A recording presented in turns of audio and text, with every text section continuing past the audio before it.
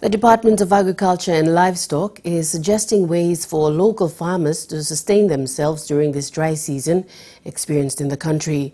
Senior officer from the department, Stephen Hoko, says the department met last week and suggested some measures for the people for the next 6 months.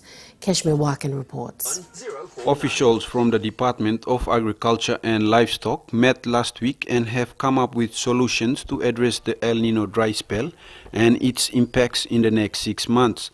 Stephen Hoko from the Food Security branch of the department explains that the solutions were aimed at helping majority of PNG's population who lived in rural areas. So the department would be planning to help the people with basically the relief effort for a start, and then the restoration and rehabilitation of their gardens, food gardens principally, and then later on with their cash crops. So basically the department will look at supplying seed materials for their food crops, livestock, and then the cash crops where they are adversely affected. So among these suggested solutions is to reduce livestock such as pigs and chickens to manageable numbers in this drought period so that per family can look after and save resources such as food and water.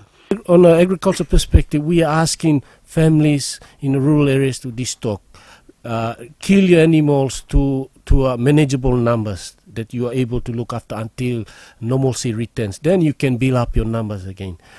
For crops, the best that people can do is to select their valuable planting materials and save them in whatever way they can possibly. Mr. Hoko further calls on the government to continue providing food supplies to the dry spell affected people around the country.